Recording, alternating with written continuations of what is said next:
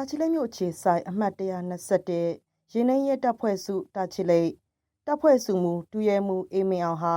ဒူရဲချုပ်ရဲ့ကိုရေးရရှိဖြစ်ခဲ့ပြီးရင်တိုက်မှုတွေမှာလက်ငွေပတ်သိန်းချီတောင်းခံနေတယ်လို့ရင်မတော်တဆဖြစ်ပွားခဲ့တဲ့သူတွေစီကသိရပါတယ်။မော်တော်ယာဉ်မတော်တဆဖြစ်မှုတွေမှာရင်ပိုင်ရှင်ချင်းချင်းညှိနှိုင်းအဆင်ပြေသွားပြီးမြဲ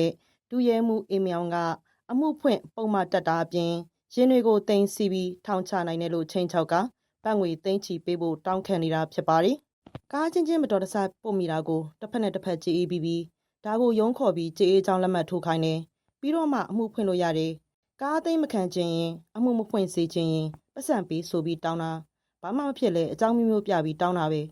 တိုင်းရင်းသားတွေဆိုစကားမတက်တာရဲ့ရုံးကက်ကြောက်တာရဲ့ကြောင့်အ ਨੇ ဆုံးပတ်တောင်းကနန်းကနေသိန်းကနန်းအထိပေးလိုက်ရတယ်သူတို့စီးတဲ့ဆိုင်ကယ်တွေကားတွေဆိုရင်လည်းဝတ်တောက်တွေကြီးပဲအခုဟာကပြည်သူတွေကိုတမင်ဖိအားပေးနေတာလို့အမှုဖြစ်ပွားခဲ့သူတူကပြောပါတယ်တာချီလိတ်ရင်ထိန်တက်စုမှုဒူရဲမှုအေးမင်းအောင်ဟာဒူရဲကျုပ်အောင်နိုင်သူရဲ့တပည့်ဖြစ်ပြီးရင်နှိမ်တပ်ဖွဲ့ကရရှိတဲ့လက်ငွေခွဲတန်းတွေကိုအောက်ခြေအဆင့်အရာရှိနဲ့တပ်သားတွေကိုပြန်လည်ခွဲဝေပေးခြင်းမရှိဘဲ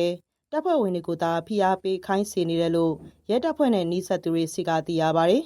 အချင်းချင်းပေါ်လဲမိုက်ကြီးခွဲတန်းမပေးခြင်းဘူးတခုခုဆိုသူဒူရဲကျုပ်ပြည့်ဆိုရဲကျုပ်ရုံးကလာတော့မှုအဲ့ပိတ်စာပို့လိုက်မယ်ပြောင်းခိုင်းလိုက်မယ်နဲ့ချိန်ချောက်တာလို့ရဲတပ်ဖွဲ့နဲ့နှိစက်သူတို့ကပြောပါတယ်။တာချီလိတ်မြို့ဟာလိုင်းစင်မဲ့မော်တော်ဆိုင်ကယ်နဲ့မော်တော်ကားစီးနှင်းမှု90%ကျော်ရှိတဲ့နယ်စပ်မြို့ဖြစ်တာကြောင့်ရင်မတော်တဆဖြစ်စဉ်တွေမှာအမှုမကြီးဖို့အတွက်ရင်းနှီးတပ်ဖွဲ့ကတောင်းသမျှကိုပေးဆောင်နေကြရတယ်လို့ရင်မတော်တဆဖြစ်ပွားသူတွေကဆိုပါတယ်။